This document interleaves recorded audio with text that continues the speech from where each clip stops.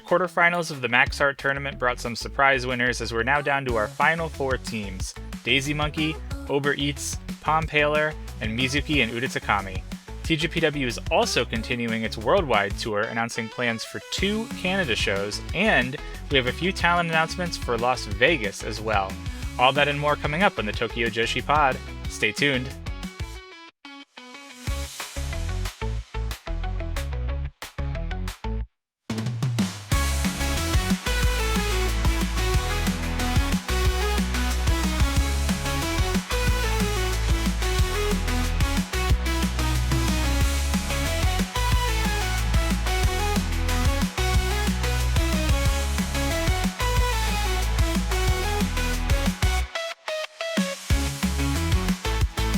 Hello to all you big children out there. Konnichiwa and welcome to the Tokyo Joshi Pod, your weekly dose of everything TJPW. I'm your host Andy Zyke, and we are officially in the TJPW worldwide era. Okay, that might be a little bit dramatic, but we do have a new global show announcement from TJPW to chat about today.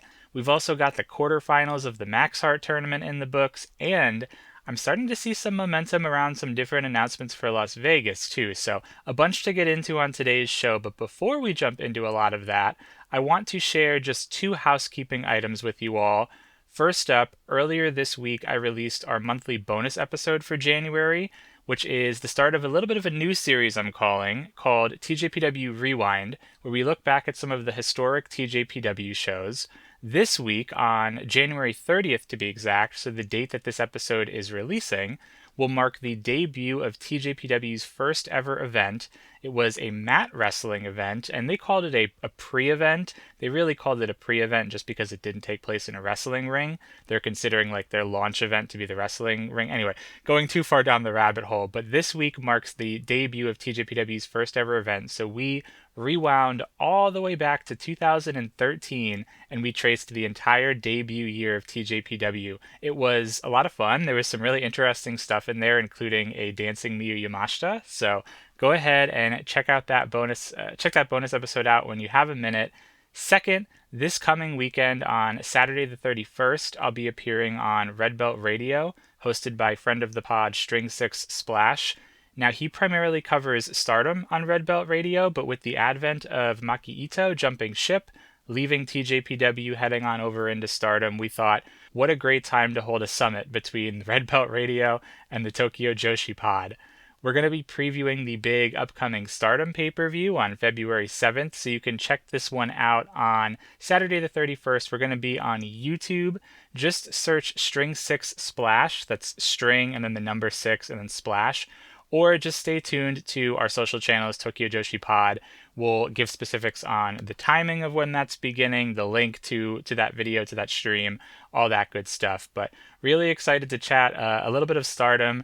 I will admit, right here, right now, I know much less about Stardom than I do about TJPW, although I am a fan and I do watch it quite regularly. But it will be a lot of fun to hop on and just chat through this big upcoming Stardom pay-per-view. So hope you guys tune into that as well. As always, I appreciate each and every one of your continued support of the show, tuning in and listening, talking with us on social media, sending in your emails. Please continue to do all that good stuff. It really does mean a lot. I thank you so much. And without further ado, let's dive into today's episode. Let's get things started by looking at the news of the past week, and boy, the hits just keep on coming. TJPW announced Vancouver Premiere, and they had a little bit of a help with this announcement. Sayuri Namba was the one to record a short video and announce that TJPW will be making their debut in Canada come the middle of April. On Saturday, April 11th and Sunday, April 12th, TJPW is going to be holding 2 shows in Vancouver, Canada. Now, we don't know which wrestlers will be making the trip yet. That is still to be announced. But they did mention that both of these shows will be held at the Great Canadian Hastings Racecourse and Casino. I would assume Sayuri Namba is going to be involved in some capacity, perhaps as the ring announcer, given that she was the one to make this announcement. We know Sayuri is now based herself in Vancouver. Anyway, as it relates to the ticketing information for this, tickets for both of these shows will go on sale this coming Tuesday, February 3rd, at 10 a.m. Pacific time, so that is local time for Vancouver. And looking at some of the costs that were shared, it looks like the VIP amount, like the highest cost ticket, is 119 Canadian dollars. And then they go all the way down to about $30 Canadian. So again, a pretty palatable show to go and see wrestling. I'm not quite sure what that equates to like US dollars or other currencies, but I mean $30 doesn't sound too bad if we're talking in American dollars, so I can't imagine it's that much different with Canadian dollars. If you do splurge for the 119 Canadian dollar VIP package, that will include a first row ticket, a special VIP pass. You do get a special VIP entrance lane. And then with most of the TJPW shows where they do VIPs, you get an autographed poster. And each of the members of the roster that are in attendance will sign this poster for you. I think it's all pre signed. I don't think it includes a meet and greet. But this is really exciting stuff for a number of reasons. Number one, this is TJPW's debut in Canada, so they are making the trek over to North America, both in March for Texas in America, and then they're headed to Canada now in the middle of April. So that's very exciting. It continues this international growth of TJPW, be it in Southeast Asia, like they've been going to Thailand and Malaysia, or now America, Canada.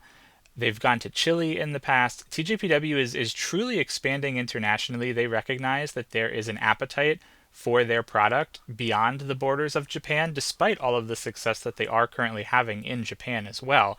They have really keenly picked up on a lot of the interest beyond the Japanese borders. So, really exciting stuff for all of our friends in Canada. If you are a listener that is based out in Canada, let me know if you go to these shows. I hope that you do. I think they're going to be a lot of fun. Of course, we'll have to wait to see which wrestlers get announced, what the cards look like, and all that jazz. But, when in doubt, TJPW shows live are always a heck of a lot of fun. I likely will not be able to attend these shows, unfortunately, just with Texas tour in March and then Vegas falling shortly after these Canadian dates. It's just going to be probably a little bit too much all in a short amount of time. I will be headed to Texas, though. I will be headed to Vegas as well. So if you are going to either of those events, whether it be the Texas TJPW events or really any of the events in Las Vegas around WrestleMania weekend, drop me a line and let me know. Would love to chat with you. Would love to watch some wrestling. I am crossing my fingers that we may see some TJPW presence in Las Vegas. I want to be clear that I don't know anything. I have zero sources. I am not officially plugged in. I'm just going based off of like historical and just knowledge and all that stuff. There have been a few talent announcements for Las Vegas, which we'll talk about as we get into like our alumni and excursions section later on in this episode. But I'm really hoping that, given TJPW is going to be right there on the west coast of North America, it's like the weekend before WrestleMania weekend. I wonder if at least a handful of talent maybe will make the trip down to Las Vegas. Maybe we won't see a full TJPW show, but even if a handful of talent make the trip down, appear on a couple of shows that weekend, or maybe do some sort of a collaboration or something, I think a lot of fans would love that. Obviously, a lot of people flock into whatever city hosts WrestleMania every year, so it is a prime opportunity. And of course, we know there's going to be some other Joshi promotions holding events in Las Vegas that weekend, namely Stardom and Marvelous have both made announcements. So there will be Joshi fans in attendance. So we can hold our breath and we can hope and we can wait. Otherwise, we have Texas to look forward to. We now have these Canada shows to look forward to as well. And of course, all the awesome stuff that TJPW is doing back in Japan, namely Grand Princess, which is my perfect segue to get into the next bit of news. Grand Princess 26 is, as my date of recording this on January 29th, is exactly 2 months away. That came around so quick. I feel like we have just started talking about Grand Princess, but I guess really it was, 3, 4, 5 months ago at this point. We do have our second match announcement official, maybe our first match announcement, depending on how you look at it. We had like half of this match announced. Well, we now know the other half of this match. Of course, I am talking about the very special tag team match that will see Yuka Sakazaki tag with her husband, Konosuke Takeshita. We now know their opponents will be Hyper Misao and Super Sasadongo Machine. So I was right in my hunches. I had a feeling like Super Sasadongo Machine was going to wrestle at this show, and here we are. He will be teaming up with Hyper Misao to take on Yuka and Konosuke. One heck of an interesting tag match. We'll talk about how this match kind of came to be once we get into the show review of the week, but this is one of two matches that we know about for Grand Princess. Of course, we also know our main event will be Miyu Watanabe's V5 defense of the Princess of Princess title. She will defend against the challenger Yuki Arai. So that's going to be a first-time singles matchup there. One heck of a main event. In addition to those two matches, the laundry list of competitors that will be on this show is quite huge. Sari, Max the Impaler, Aja Kong, Lei Ying Lee from TNA, Andreza Giant Panda, Minimo-chan, so that's right, we have two like mascot level characters. Matcha from Setup Thailand was just recently announced. All of those competitors are scheduled to appear. We have no idea what any of them are doing yet. I'm really, really excited to find out. TJPW also revealed a few posters for this event, which look really, really neat. I saw them on the TJPW X account, so go ahead and check some of those out online. I think they're really cool looking. From what I can understand, based on some of the information that's being put out on social media, a lot of seats have already sold out for this. A lot of floor seats. This is at Ryogoku Kokugikan, so this is like the sumo hall style seating as you get a little bit further up into the venue. But from what I understand, a lot of the floor seats are already sold out, the VIP seats are already sold out, and some of those sumo style seatings are also already sold out. I don't think that we are near capacity or near a sellout or anything yet, but like really strong momentum 2 months away. I think we're going to see some big stuff here as it relates to both the show itself and as it relates to the audience turnout for Grand Princess. So 2 months, mark your calendars, get your countdown clocks ready, because this is going to be truly an all-time show from TJPW. But before we get to Grand Princess or Canada or Las Vegas or Texas, we got to finish up the Max Heart tournament. We are right in the thick of things, and TJPW just wrapped up night 2 of the Max Heart tournament on Sunday, January 25th, from the Ryogoku KFC Hall. This event was live on Wrestle Universe. It's about 2.5 hours. There were no absent competitors, which is always great to see. And this KFC hall is like a medium-sized hall, like a venue-style hall.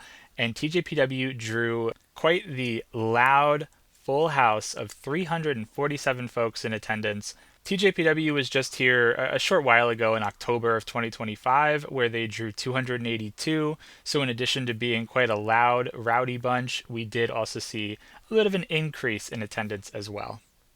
We open up with Rise Shirai giving the remarks and the house rules for the afternoon, and then we get a special appearance from Super Sasadongo Machine. Sasadongo comes out and he basically talks about his PR duties that he's been tasked to do for Grand Princess 2-6.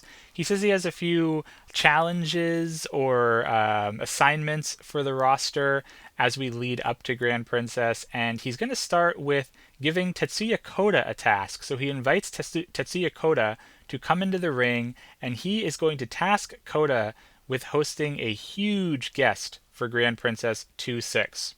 Now you might be thinking, we just talked through the huge amount of talent that are going to be on this show. Who could Super Sasadongo Machine have in mind here? Well, his qualifications were that Koda should find somebody who can fill up Ryogoku all on their own, so somebody that does not need any sort of a wrestling event or a company behind them, and someone who will be making their wrestling debut. So this is a tough assignment for Tetsuya Koda. He did accept it, so we'll have to see who he has in mind. We're going to be looking at someone who is going to be making their wrestling debut, but has enough of a pedigree, enough of a groundswell behind them that they'd be able to sell out Ryogoku on their own. So I have no idea who this could be. I'm not super well plugged into like Japanese pop culture or maybe the music scene or the acting scene or anything like that. I would imagine that we'll likely see some sort of a performer, maybe some idol who wants to cross over or at least try their hand. Maybe we'll see an actor or like a maybe someone like a Fuwa-chan in Stardom, someone who is an influencer or something like that. That's kind of where my mind goes, but we'll just have to wait and see. Just when you thought that Grand Princess couldn't get any bigger, we now have this. Well, we don't have this task in front of us. Kota has this task in front of him. But it is a task and an assignment that he has accepted, so we'll keep our ears to the ground to see who he's got in mind for this. Following Super Sasadongo Machine was the Up Up Girls. They came out and they sang Kawatsuyo Challenger, and then we were off to the races with our opening match, a tag team contest, not in the Max Heart tournament, just a standard tag team match. The team of Chika Nanase and Kira Summer remaining together despite losing in their opening round matchup, and they took on the team of Shion and Toga. This was a fairly standard tag team match. It was a little bit slower paced with a lot of like power fighters in the ring, the likes of Chika, Kira, Toga in there. Shion looks really, really freaking good, man. Like for someone that debuted less than a month into the game here, she's not perfect, of course, but she looks really good. You really don't see any sort of awkwardness at all in her matches. She's primarily been in tag team matches. She did have one singles match last week, but she's primarily been in tag team matches, so maybe that's by design to kind of help mold her a little bit more. But she looks really, really, really good. I think she's going to be special come down the line. She's also got like the charisma part of it down with her being like a former singer and a former guitarist as well. So she's got that stage presence to her too.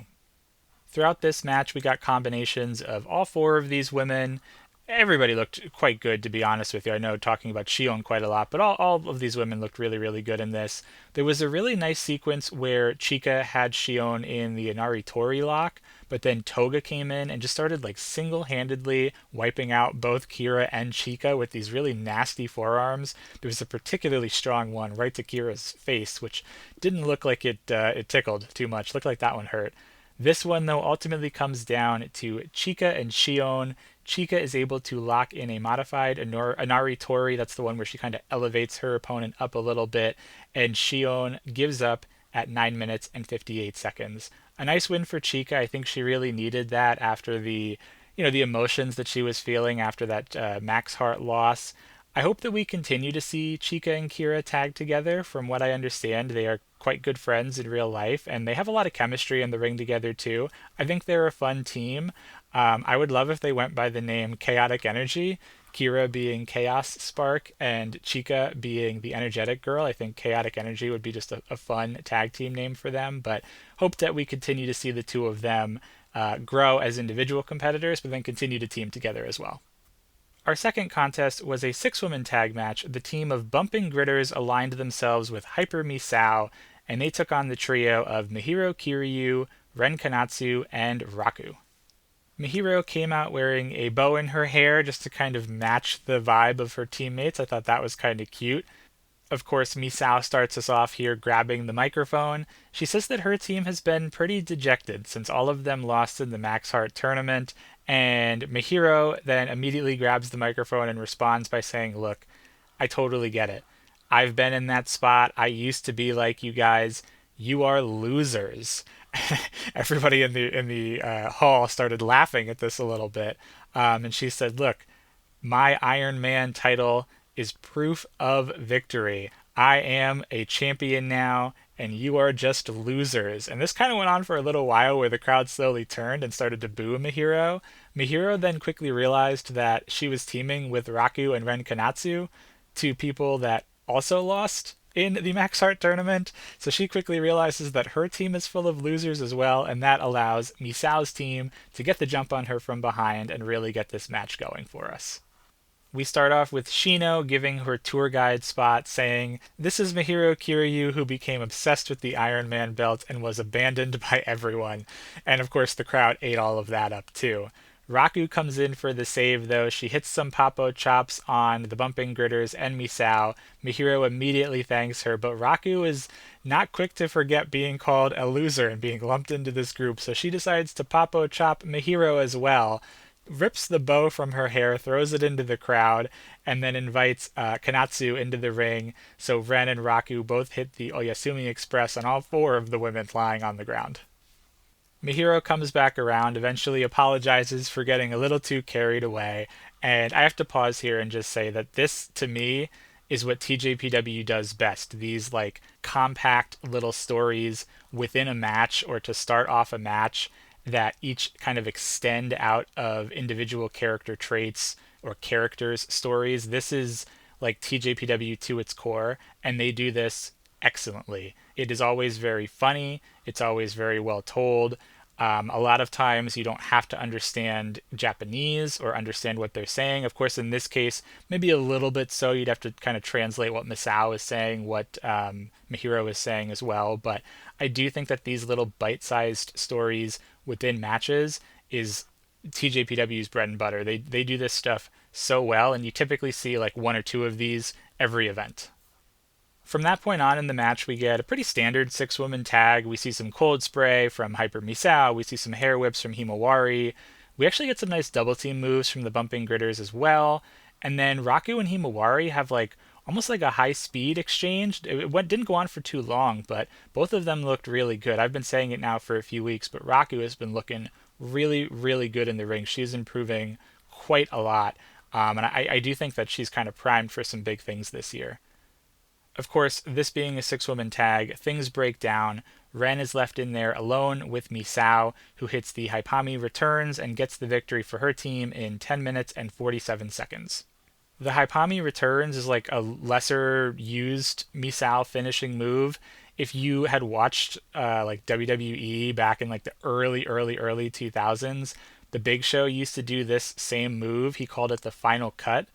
From my research, not to be confused with the Final Cut suplex from Goldust. I guess Final Cut is a popular name, but it's basically like you're holding your opponent from the back, from the neck, and then you kind of twist and almost do like an elbow drop on their chest, and both of you fall to the mat at the same time. Again, like I always say, I'm not the most technically sound when it comes to describing wrestling moves, so I'm sure you can't picture any of that I just described, but that's essentially what the Haipami returns is for Misao.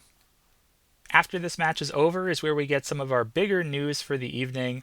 Misao gets on the microphone once again and announces that she will be taking on Yuka Sakazaki and Konosuke Takeshita at Grand Princess, and she announces her partner as Super Sasadango Machine, who enters to his music. His music is the Immigrant Song, which is a really killer entrance song. He comes out, he has absolutely no clue what's going on, and it's pretty fitting because Misao calls them the most confusing tag pairing, and she thinks that's what it's going to take to beat the likes of this husband and wife team, Yuka Sakazaki and Takeshita. In a really funny bit, Sasadango Machine gets on the microphone and he says, wait a second. I thought the opponents were supposed to be Natsupoi and Shingo Takagi. I thought that was great. I'm really surprised they let him say that, but maybe he just said it off the cuff. But I thought that was really funny. These two kind of banter back and forth for a little while, but eventually Misao is able to convince Sasadango Machine to accept the match because if/when they win, they are going to belong to 4 major wrestling companies: Misao, TJPW, Super Sasadango Machine, DDT, and then with their victory, they will also belong to New Japan Pro Wrestling and AEW. I don't know if it quite works that way, but maybe they're just manifesting some new contracts into existence. So, an interesting combination tag match here. I think a lot of people were looking forward to like some sort of crazy announcement like a Natsupoi and a Shingo Takagi, but at the end of the day, I do think this will be a fun match. As good as Yuka is in the ring, as good as Takeshita is in the ring, they are not above doing comedy. We've seen Takeshita wrestle Yoshihiko a few times in DDT.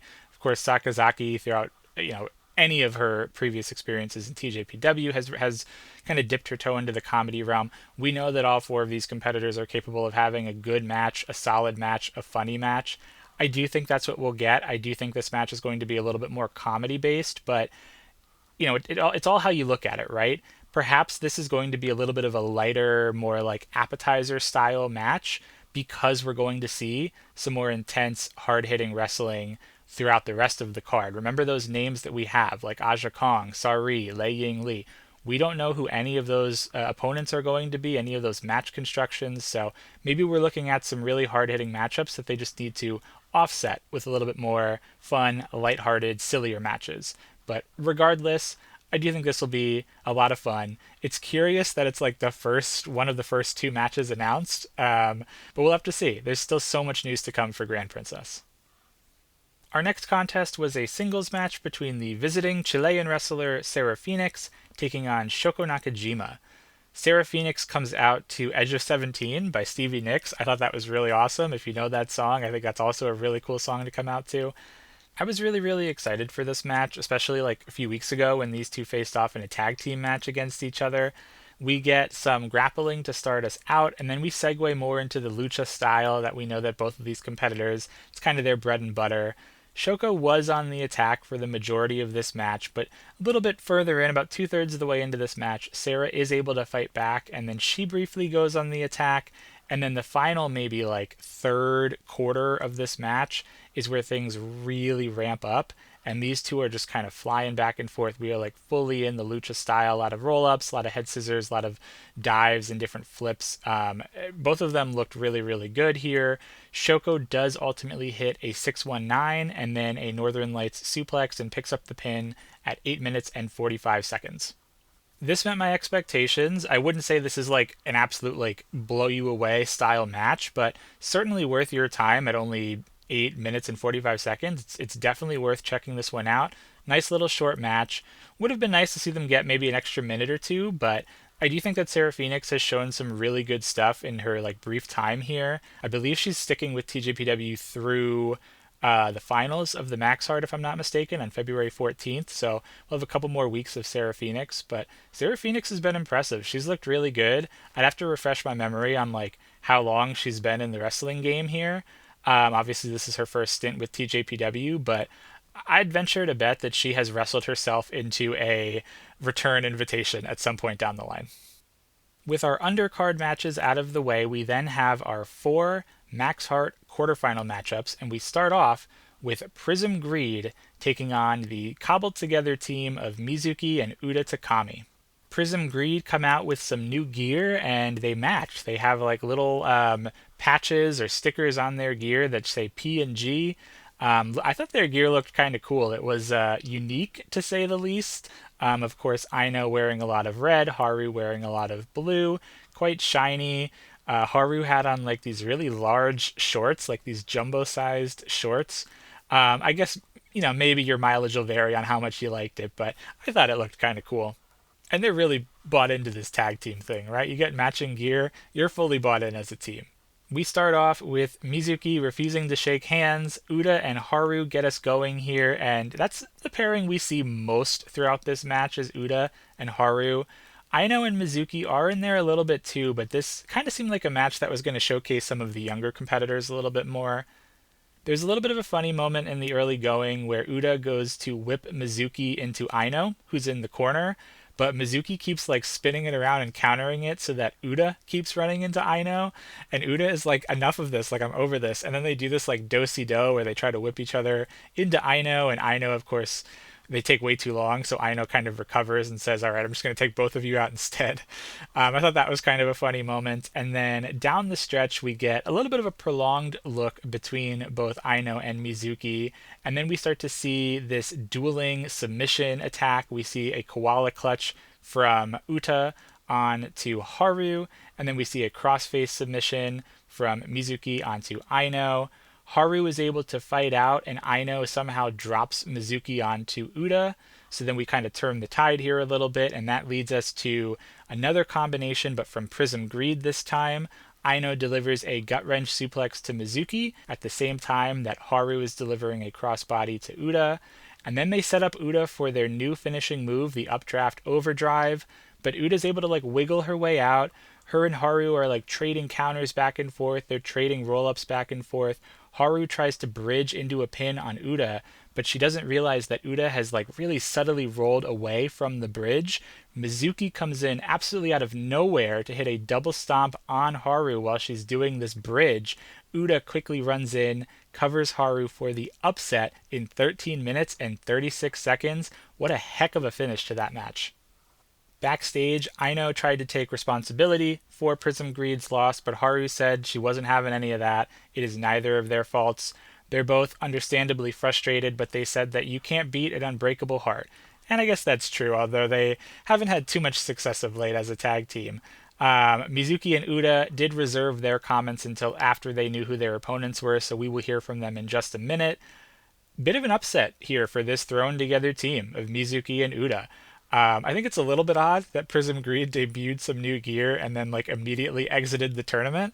Maybe they, I don't know, maybe they didn't think that they would have a bye in the first round and they were going to have some sort of a victory in the first round. Or maybe they're just planning to continue as a tag team from now on. When you buy matching gear, like I said, you're bought into that tag team thing. But a little bit peculiar that they debut the gear and then immediately exit the tournament. But we'll have to see what's in the future for Prism Greed because they are officially out of the Max Heart tournament. Our second quarterfinal match saw previous Max Heart winner Daisy Monkey take on the team of Kick Slash. Surprised this wasn't the main event. I really thought that this was going to be a little bit further down the card, even closing out the show. But here we are, second of our four quarterfinal matches. We start out with Kick Slash taking turns beating up Suzume. Daisy Monkey is eventually able to turn the tide a little bit against Kaya.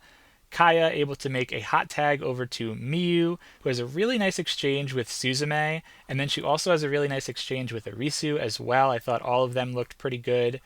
Kick Slash kind of starts kicking their way back into the match. Both teams are duking it out with like drop kicks and skull kicks. There's a lot of kicks in this matchup, as you might imagine. There's a moment towards the end where everybody falls down and there's like a four-person kind of, no one's counting, but it's almost like that spot where everybody falls down and you would count everybody out, right? Arisu and Kaya are the first ones back to their feet. Arisu tries to lock in the camel clutch, but Kaya is able to roll over and roll that into a birdcage. Arisu, though, is able to roll through out of that and into a pin, but she only gets a 2. Kaya tries to go for her Sento Choryu, but Arisu stops her while she's in the ropes. Yamashita comes back in, hits this really stiff skull kick to Arisu. She goes for the Crash Rabbit Heat, but Suzume hops in the middle and hits a Ring a Bell on Yamashita.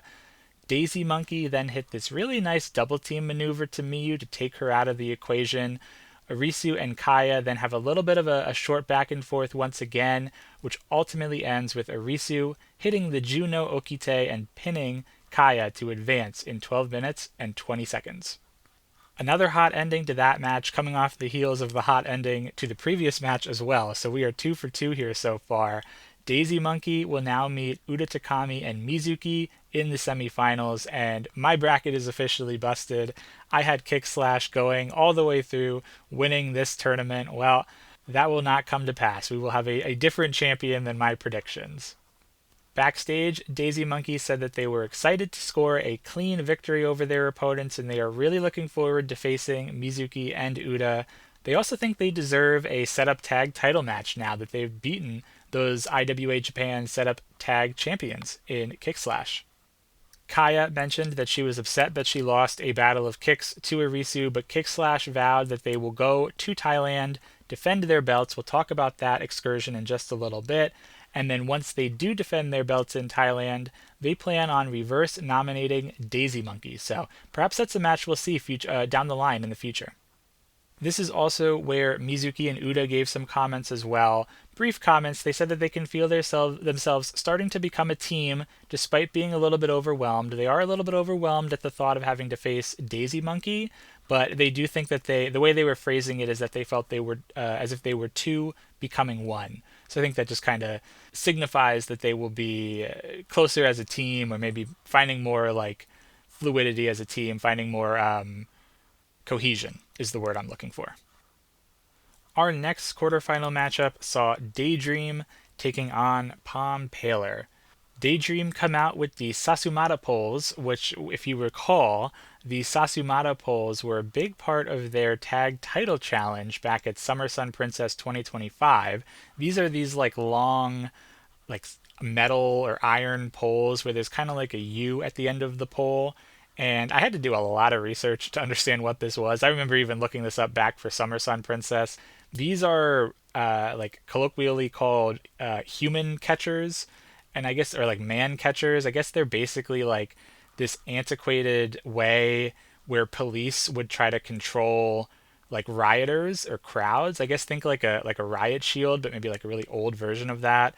And then apparently it goes even further back to like really like ancient historical Japan with like samurai days. It was some sort of a tool to use in that way.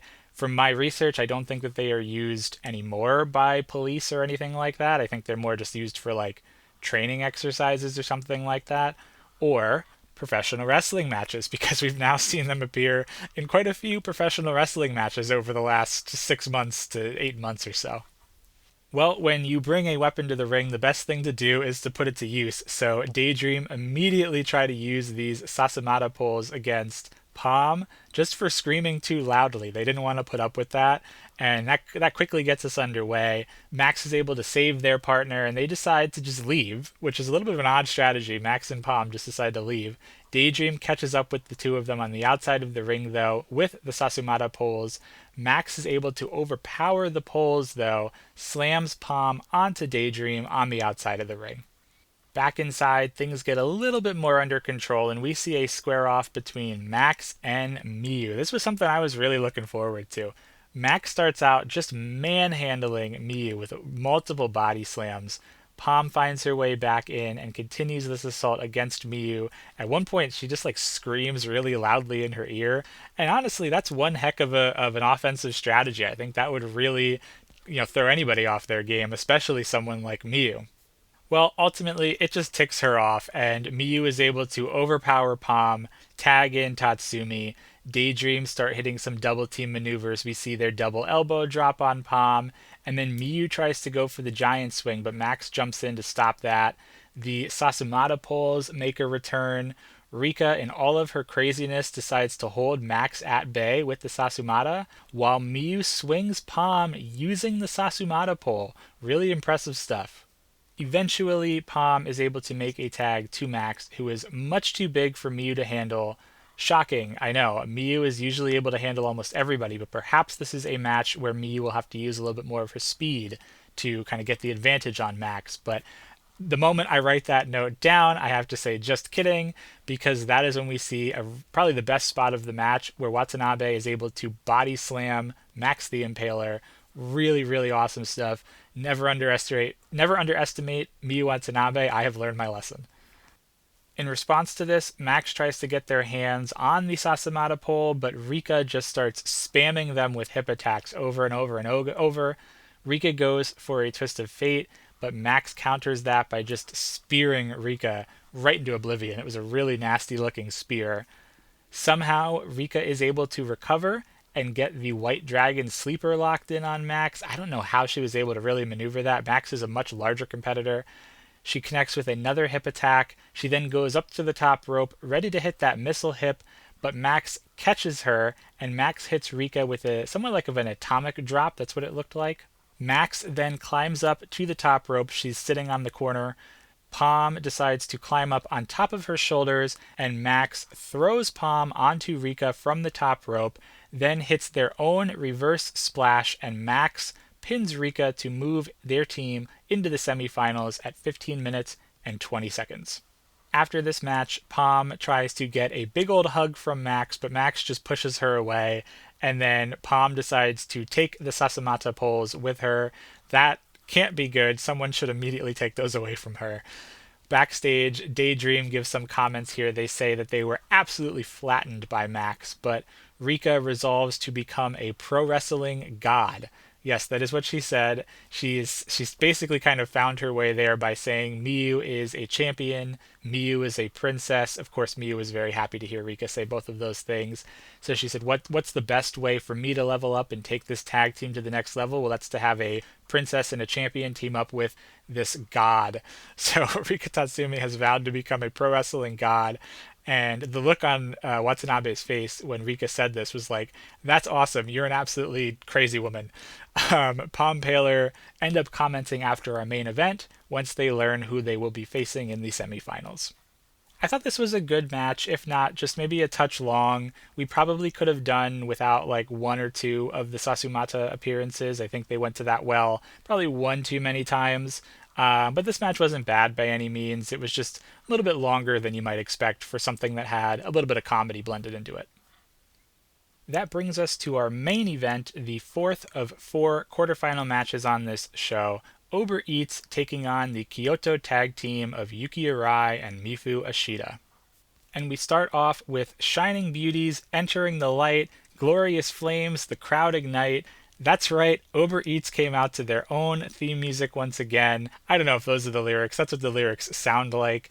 But Ober Eats was able to enter into their theme music after, I think it was last week or the week before, where they came out to Kamiyu's music for some odd reason, but the Ober Eats music still lives. This match starts out with Wakana and Ashita getting together. Arai quickly comes in to, again, show that this Kyoto tag team can really do the splits. That seems to be like their main thing, is that, hey, look at us, we can do the splits. They also bring Mifu's pom-poms and start throwing them around too. They lock Wakana into this like interesting looking double submission. They were both doing the splits on top of her and then hooking her legs like a Boston crab. But they were doing it in like this really absurdly flexible way, right? Wakana is able to tag in Kamiyu, who shows that she too can be pretty flexible with a big boot choke in the corner. Ober Eats then starts to go on the offense against Mifu, locking her in their own double team submission, and Kamiyu started to talk some mean trash to Arai while they were doing this. Arai then tags her way in for a battle of the Yukis, a battle of the Big Boots. They have a pretty even back and forth. It was a really nice exchange between Kamiyu and Arai. Mifu and Wakana end up getting another run at one another, followed by all four of the women in the ring at one time. Arai hits her new Brainbuster move on Kamiyu to eliminate her from the equation, and we boil down again to Wakana and Mifu. Wakana is able to lock in the banana pillow for the submission victory at 12 minutes and 5 seconds. Wakana again picking up a huge victory for her team. Remember that she picked up all three of the victories in their three title defenses, and now she picks up the victory in their first Max Heart tournament match. Wakana's really been holding her own throughout this entire title defense, this entire Princess Tag Team title reign, I should say, for Ober Eats. So this means we will see Ober Eats squaring up against PomPaler in the finals. And when this was announced in the arena here, Kamiyu was not too happy about that. She collapsed her way down to the floor. After the match, Wakana says that she is feeling very greedy and she wants to win this Max Heart tournament after winning the Princess Tag Team belts. She actually calls out Kamiyu for not really showing the same passion, not talking about wanting to win as much as Wakana is. Kamiyu says that a real woman wins by showing, not necessarily by speaking. She was saying something about her back too. I don't know if she was referencing the pose that she makes, or maybe it was like more of like a cultural thing, or a cultural thing that was lost in translation. But something about like a woman wins by showing her back or something like that. It was a little bit curious. I don't really know like what they were going for here. She ends up just telling Wakana to close the show, and Wakana closes the show. But a bit of an awkward exchange to end the evening on. Perhaps it was just something lost like in cultural translation. Backstage, Ober Eats continued this bit. Kamiyu did praise Wakana's hard work, but she also like choked her at one point for talking too much. Wakana says that they will deliver a tournament victory. They did show their backs once again, so I must be missing something here in whatever they're trying to go for, or maybe it's just a little bit awkward. And I don't know. The dynamic between Ober Eats, I think, works really good when Wakana is this excited younger generation competitor who is like biting off more than she can chew. No pun intended at all, although I love that I just made that reference. When Wakana is in that like, scrappy, not underdog, but like youngster role, the hungry youngster role, again, no pun intended. And Kamiyu is this like older sister veteran style character who tries to keep her in her place and is proud of her, but doesn't really want to outwardly show that she is proud of her. She wants to show that she's proud of her by like picking on her and telling her to shut up and like that type of a dynamic. I think that's where they work the best. But when they try to get out of that dynamic, it just seems to be there's like a little bit more friction to it, and they kind of like lose their way as they're talking. And sometimes Wakana breaks and laughs, and I mean, like you could tell they're having a great time with it, which like I guess that's all that it really boils down to at the end of the day. But in my opinion, I do think they work best when they kind of have that more sisterly bond, older sister, younger sister type of a dynamic. We also hear from PomPaler, at least one of the members of PomPaler. They remain confident, having beaten Ober Eats in last year's tournament. Pom was screaming quite loudly that they won. She was letting everybody backstage know. We then also hear from the Kyoto tag, who were a little bit upset because Mifu said that she had prepared a team name, a theme song, and lyrics for the theme song, but that she wasn't able to reveal anything after they lost as a team. A reporter was there and he asked for one of the lines of the lyrics. He was like, "Oh, okay, you spent all this time. Let's give us one of the lines. Let's hear what one of the lyrics would be."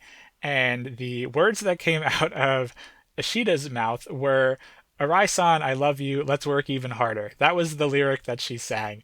Definitely not something that was made up right there on the spot. Arai said that she was really glad that they have more time to iron these things out. That seems like Arai didn't quite. She was smiling, but you could tell that she was like, "Yeah, that's not too good as a theme song or lyrics for a theme song. Let's go back to the drawing board." Overall, this was a solid show. I do think that Kick Slash and Daisy Monkey probably should have been in the main event spot. That was definitely, personally, my match of the night.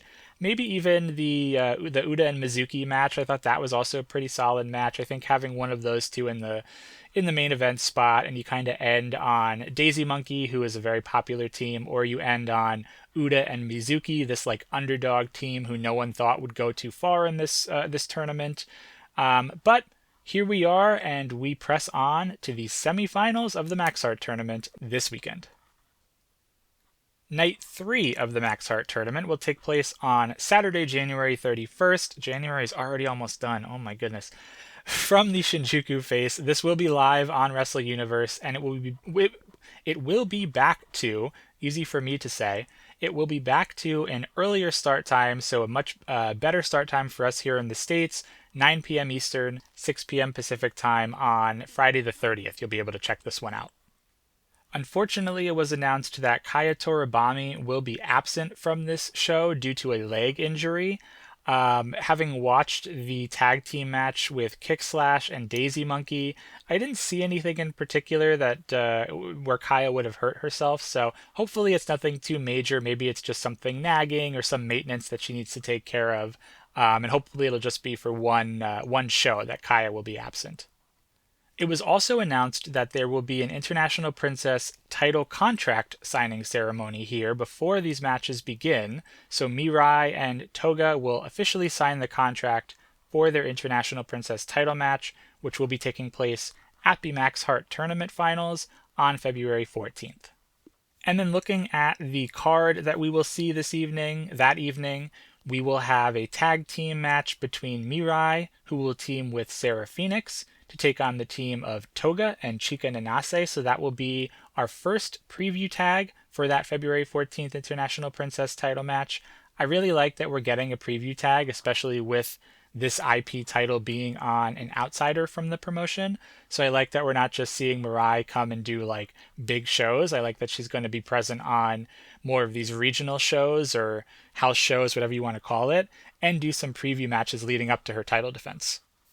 We will also have 2 6-woman tag team matches. The first one will see Daydream team with Mihiro Kiryu to take on Ren Kanatsu, Raku, and Miyu Yamashita. So Ren and Raku are very quickly ditching Mihiro after she called them losers last weekend. The other 6-woman tag will see Prism Greed tag with Shoko Nakajima to take on the Kyoto tag team of Arai and Ishida. They will team with Kira Summer. And then we will see 2 singles matches. That's a little bit exciting. 2 singles matches. Himawari will take on recently debuted Shion. I think that's going to be a lot of fun. And then we will also see Hyper Misao take on Shino Suzuki. And then, of course, the 2 main events of this evening. I'm not sure which of these matches will close out the show, but we will have our Max Heart semi-final matchups. The first one, we'll see Daisy Monkey take on Mizuki and Uda Takami. The second one, Ober Eats taking on PomPaler. Now on that right side of the bracket with Ober Eats and PomPaler, that has fallen exactly as I made my picks there. I did see that matchup of Ober Eats and PomPaler. I'm going to still roll with my initial selection for a winner of that matchup in PomPaler. I think PomPaler is going to make their way all the way to the finals. Now, on the other side of the bracket, it is the inverse for me. Both of these teams I did not have making their way here. They upset both of my picks to beat them.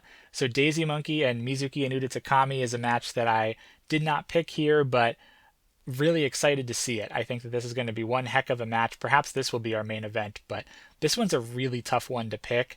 I truly think it's a coin flip. I'm going to make a pick though, and I'm going to say Daisy Monkey wins this just based on their tag team experience, but I don't feel really good about it. I do think that there's a world where Mizuki and Uda go on to the finals. Of course, we only have a few short hours by the time of this releases to be able to see who makes it to our finals. I'm going to roll with Daisy Monkey and PomPaler, but let me know who you think will make it to the finals here out of these four teams, Daisy Monkey and Mizuki and Uda Takami, and then Ober and PomPaler. Now, I teased it at the beginning of the episode here, but we have been getting quite a lot of news around Las Vegas in particular. I was going to say any sort of foreign tours for TJPW. We really have between Texas and Vancouver and all of that. But now we really do have some news starting to emerge for Las Vegas. It's becoming real, I like to say. The WrestleMania weekend always gets announced like a year in advance, right? And so there's all this speculation and anticipation as the months go by, and then once you hit the winter months, the holidays, that's when we start to hear some different announcements, some different shows, especially in Japan. That first week of the year is when a lot of Japanese companies, that week being such a big week for them in Japan, start to make some announcements. I know we're going to see like a Stardom show, like I said, a Marvelous show, like I said. There's going to be a plethora of independent wrestling. Go and support some independent wrestling that weekend. Even if you are a fan of WWE, I'm not trying to shame anybody. You like what you like, you watch what you watch, you support what you support.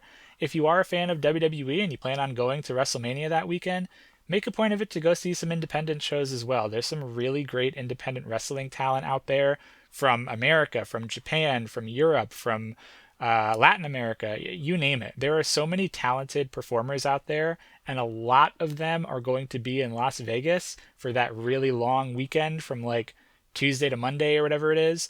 Add an extra show. A lot of these independent shows are not that expensive either, especially compared to the money that you might be spending on WrestleMania. So I'll get off my soapbox, but I just highly encourage you all to check out some other wrestling. Maybe attend a show that you aren't necessarily following it closely, but you want a new experience, or maybe you have a buddy who is a big fan of a certain independent company or a Japanese company. Tag along with them. Go see a show. Anyway, that was a little bit of a tangent there, but let's jump into the graduates and the excursions is what all of this is leading up to. In terms of graduates, a little bit of a shorter graduate corner, but a lot of excursions that I want to touch on. As it relates to the graduates, I wanted to mention Maki Itoh. Of course, just a few short weeks ago, Maki Itoh made her debut in Stardom.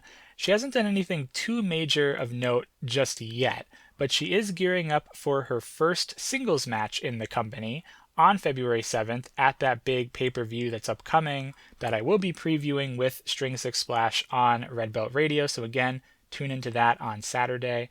But Maki Itoh will be wrestling against Aya Sakura, and Maki has vowed to leave Stardom if she loses this match. This is becoming like a match of like who is the cutest in the world.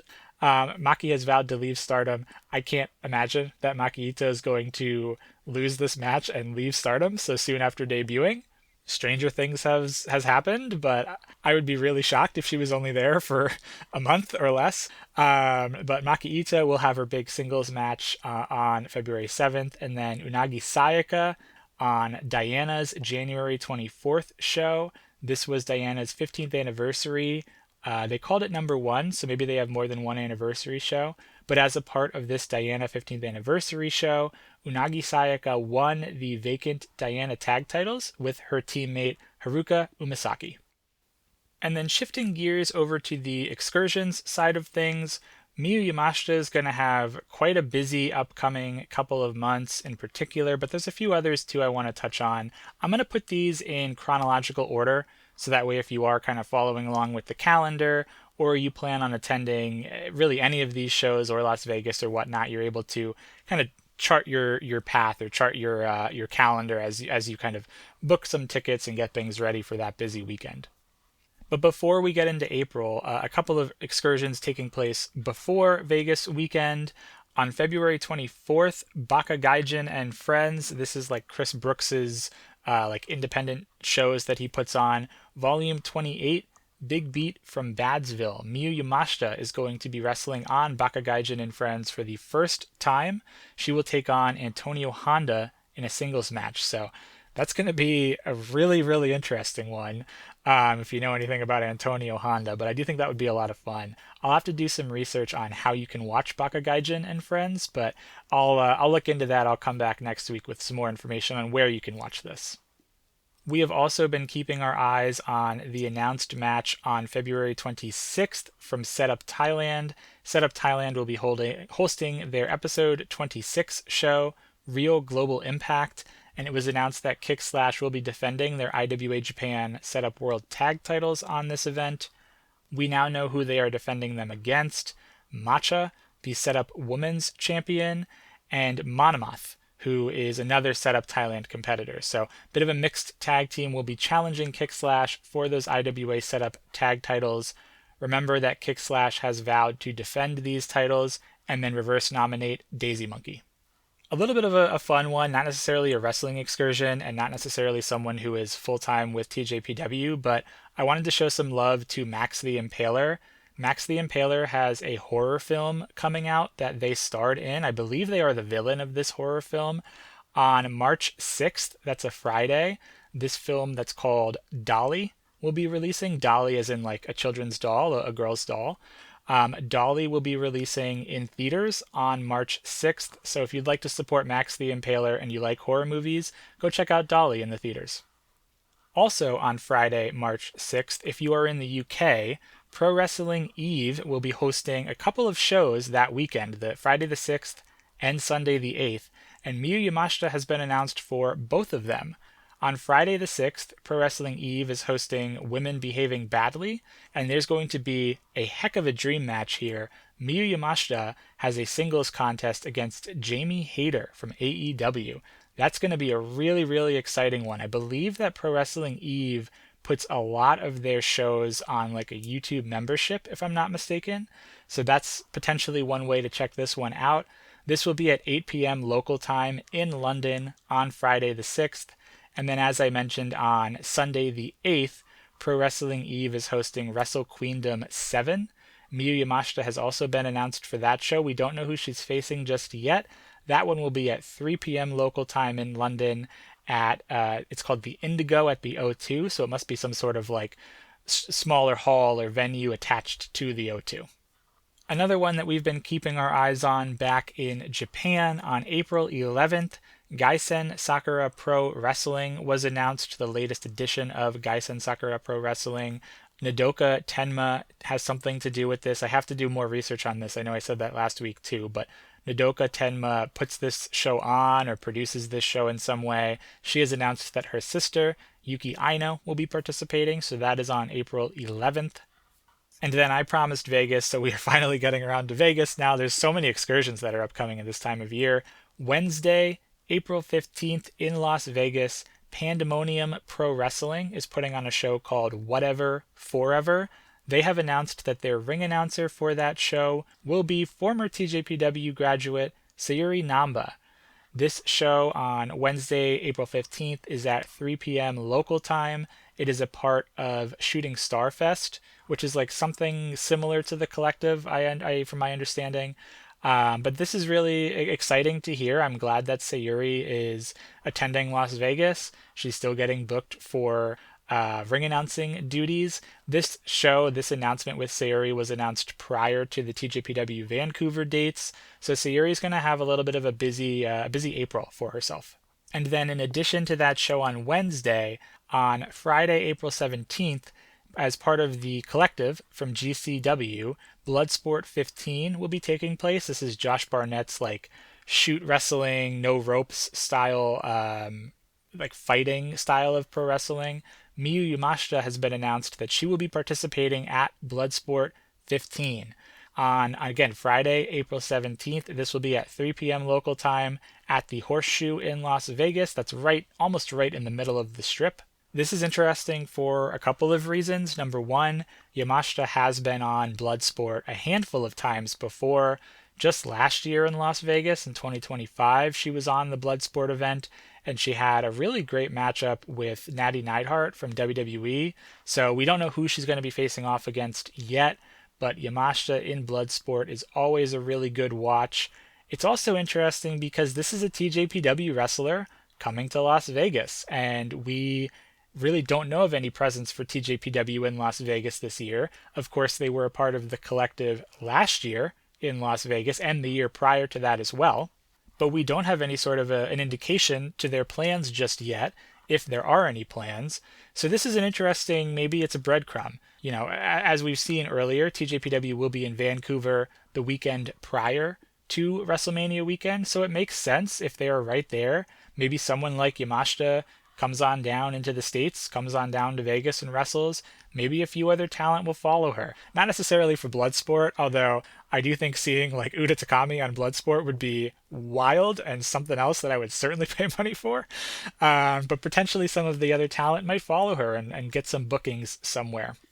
Or maybe TJPW still has an announcement to make at their very super hot beginning of the year here with Texas, Vancouver, Grand Princess, right? Maybe there's still more to come. We just don't know, and all we can do is wait and cross our fingers. I am hopeful that we will see a few other announcements, whether it's Yamashita gets a couple of other bookings, maybe some other talent gets some bookings as well, or TJPW decides to do something. We'll just have to wait and see, but in the meantime, we have more than enough to keep us busy with the current announcements for Vegas, with the Max Heart tournament, with Texas, with Grand Princess, with Vancouver. We will not be missing out on anything if there are no Vegas plans. So a lot of wrestling in the near future, so much to get excited about. And like I mentioned, we'll be in attendance in Texas, we'll be in attendance in Vegas. So would love to chat with a lot of you guys, see you all out there, and watch some really great wrestling. And that will bring us to the end of this week's episode. Go ahead and grab your Sasamata pole. Grab your cold spray and your ice packs. We definitely don't need any more Sasamata poles. Do not grab your Sasamata. Next week, we'll review the semifinal round of the Max Heart tournament. Who do you think is going to make it to the finals? We'll have a little bit of a break before the finals, so we'll take a quick detour and we'll preview Shoko Nakajima's homecoming show. This is the one with the fan event where some of the talent wear wedding dresses. I hope you enjoyed today's show. If you did, you can subscribe wherever you get your podcasts so you don't miss any future episodes. You can follow us at Tokyo Joshi Pod on Instagram, TikTok, and X. And if you want to email the show, tokyojoshipod@gmail.com. But above all else, remember to keep your hearts burning, stay magical, my friends, and we'll see you next week on the Tokyo Joshi Pod.